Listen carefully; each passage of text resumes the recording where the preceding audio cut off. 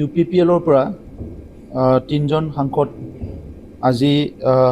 কিছুমান বহুত ইম্পৰ্টেণ্ট বিষয় ইয়াৰ ওপৰত সংবাদ মাধ্যমত কিছু কথা ক'ব বিচাৰিছোঁ। বিশেষকৈ সংবিধানৰ যিটো 131st এমেণ্ডমেণ্টৰ কাৰণে লোকসভাত ডিবেট চলি আছিলে, এইটো যোৱাকালি 2/3 মেজৰিটি নোপোৱাৰ কাৰণে এইটো পাছ নহ'ল। কিন্তু বিষয়টো খুব স্পৰ্শকাতৰ আৰু বিশেষকৈ আমাৰ উত্তৰ পূৰ্বাঞ্চল আৰু বড়োলেণ্ডৰ কাৰণে খুব ইম্পৰ্টেণ্ট। আৰু সেইকাৰণে আমি আমাৰ তৰফৰ পৰা আমি ভাৰত চৰকাৰক কিছু কথা ক'ব বিচাৰিছোঁ, যিটো নেকি যোৱা 30 বছৰে যোৱা 40 বছৰে আমি সংগ্ৰাম কৰি আহিছোঁ। ইয়াৰ জাষ্টিছবিলাক যেনেকৈ পাব লাগে তেনেকুৱা পোৱা নাই। সদায় এটা হাফ হাৰ্টেড এপ্ৰ'চ এটা হাফ ফিনিছ এটা সলিউশ্যন এটা ওলাই আছে, যিটোৰ কাৰণে উত্তৰ পূৰ্বাঞ্চলত কিছুমান এথনিক কমিউনিটিবিলাক ট্ৰাইবেলবিলাক টাইম এণ্ড এগেইন মুভমেণ্ট কৰিব লগা হৈছে। কিছুমানে বন্দুকো লৈছে আৰু যোৱা 70 বছৰৰ ভিতৰত 50 বছৰটো যদি চাবলৈ যায়, তাত প্ৰায় 50,000 উত্তৰ পূৰ্বাঞ্চলৰ পৰা লোক মৰিব লগা হৈছে। এতিয়া বিষয়টো হৈছে যে এই যে 50,000 লোক মৰিব লগা হ'ল ভাৰত স্বাধীনৰ পিছত, এইটো কিছুমান সাংবিধানিক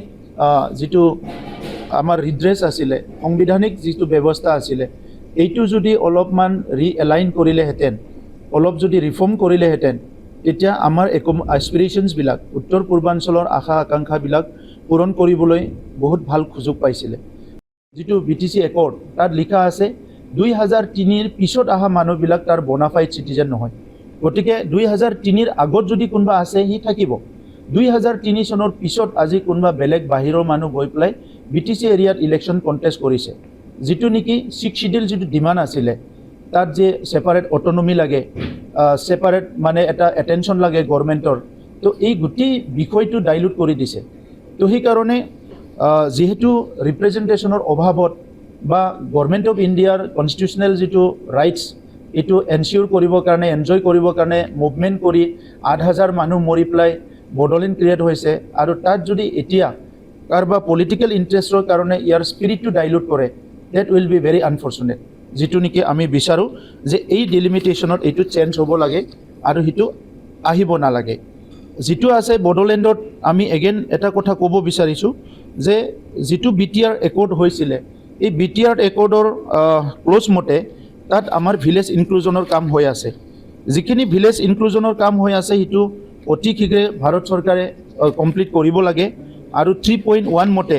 যি বড়োলেণ্ড পিচ একৰ্ড আছিলে 2020, তাত অগমেণ্টেশ্যন এৰিয়া আছিলে, তাত ভিলেজ ইনক্লুজনৰ কামটো শ্ল' হৈ আছে, এইটো ফাষ্ট কৰিব লাগে।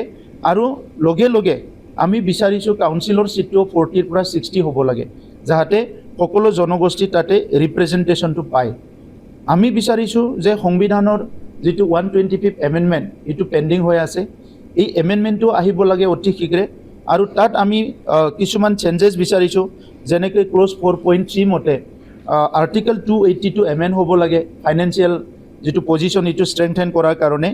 এই কামটো কৰিবৰ কাৰণে আমি ভাৰত চৰকাৰক আজি আমাৰ তৰফৰ পৰা আমি ৰিকুৱেষ্ট কৰিছোঁ। নৰ্থ ইষ্টৰ যিটো 6 শিডিউল কাউন্সিলবিলাক আছে, এই কাউন্সিলবিলাকক ষ্ট্ৰেংথেন কৰিব লাগিব। আৰু ষ্ট্ৰেংথেন কৰিব লাগিলে যিখিনি এতিয়া ডিলিমিটেশ্যনত আৰ্টিকল 81, আৰ্টিকল 330 আৰু আৰ্টিকল 332 তাত মেনশ্যন কৰা হৈছে, এই গোটেই প্ৰচেছটো কমপ্লিট কৰি 6 শিডিউল কাউন্সিলত যিখিনি আমাৰ ছিট বাঢ়াব লাগে, এইটো বঢ়াই পেলাই পলিটিকেল এস্পিৰেশ্যনটো কিমান পাৰে ৰিজল্ভ কৰাৰ কাৰণে ভাৰত চৰকাৰে ডাঙৰ এটা সুযোগ পাইছে, এই সুযোগটো ল'ব লাগে। আৰু উত্তৰ পূৰ্বাঞ্চলৰ শান্তিটো ছাষ্টেইন কৰাৰ কাৰণে, যাতে উত্তৰ পূৰ্বাঞ্চলৰ মানুহে পুনৰ আন্দোলন কৰিব লগা নহয়, উত্তৰ পূৰ্বাঞ্চলৰ পুনৰ সংগ্ৰাম কৰিব লগা নহয়। আৰু এটা ডাঙৰ এটা সুযোগ পাইছে আফটাৰ 78 ইয়াৰ্ছ ইণ্ডিপেণ্ডেঞ্চৰ, যে নৰ্থ ইষ্টৰ মানুহক জাষ্টিছ দিয়াৰ কাৰণে থ্ৰু দিছ ডিলিমিটেশ্যন প্ৰচেছ। তো সেইকাৰণে ভাৰত চৰকাৰক নৰ্থ ইষ্টৰ ক্ষেত্ৰত বিশেষকৈ চবকো একাউণ্টত লৈ, চবকো কনফিডেন্সত লৈ থ্ৰু কনচালটেশ্যন এই প্ৰক্ৰিয়াটো কমপ্লিট কৰিবলৈ আমি অনুৰোধ কৰিছোঁ। নট অনলি পলিটিকেল এটা এজেণ্ডা লৈ পেলাই যাতে এইটো নকৰে, এইটো আমি ৰিকুৱেষ্ট কৰিছোঁ। আৰু ওমেন ৰিজাৰ্ভেশ্যনৰ ক্ষেত্ৰতো যিটো 33% ওমেন ৰিজাৰ্ভেশ্যন, তাত আমি ক'ব বিচাৰিছোঁ, যিহেতু তাত লোকসভা ছিটৰ সংখ্যা যথেষ্ট কম, সেইকাৰণে ওমেন ৰিজাৰ্ভেশ্যন বিলটো লাগু কৰাৰ লগে লগে তাত লোকসভাৰ সিটটো আৰু বঢ়াব লাগিব যাহাতে এটা সিট থাকিলে ই এটা সিটটো আমাৰ বহুত এটা ক্ৰাইচিছ হ'ব ৰিপ্ৰেজেণ্টেশ্যনৰ ক্ষেত্ৰত আৰু নৰ্থ ইষ্টৰ ওমেন আমাৰ ভাৰতৰ বাকী পাৰ্টৰ ওমেনৰ কথাটো মই নকম কিন্তু উত্তৰ পূৰ্বাঞ্চলৰ ওমেন্সৰ এটা স্পেচিয়েল এটা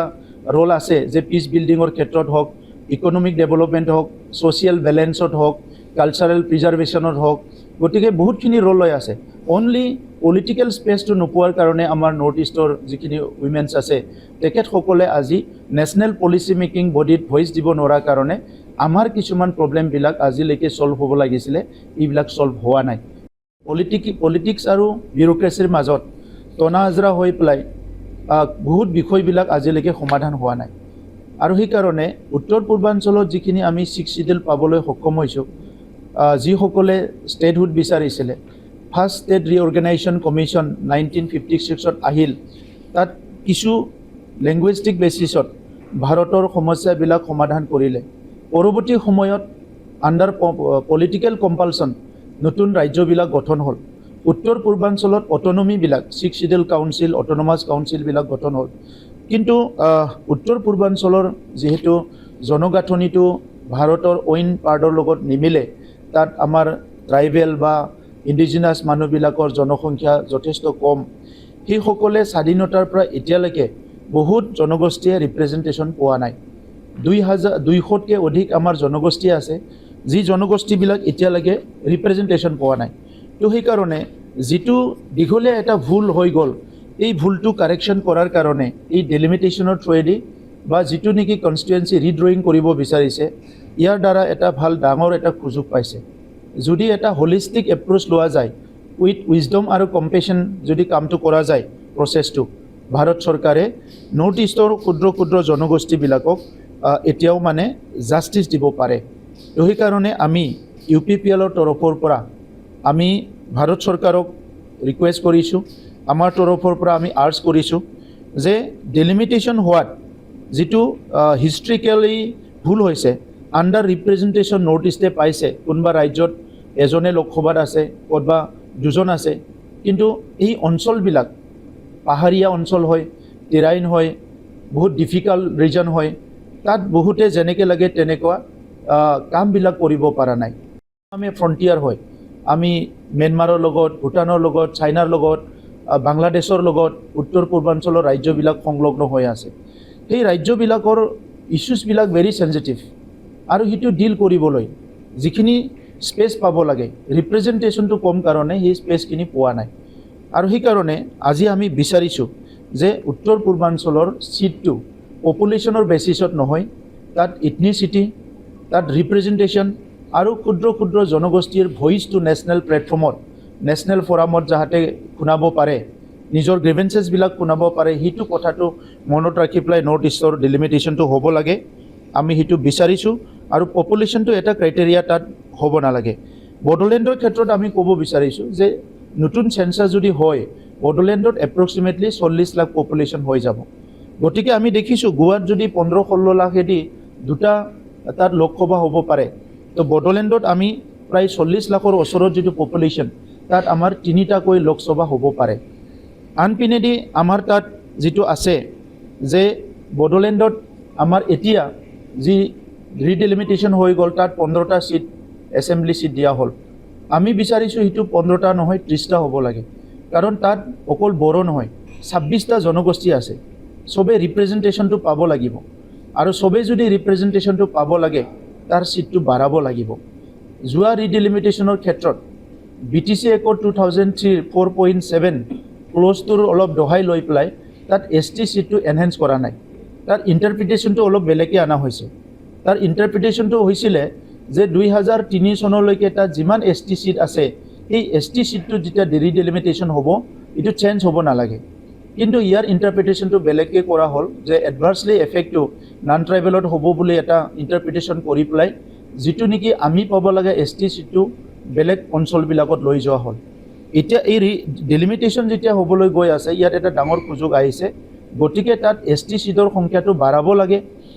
আৰু লগতে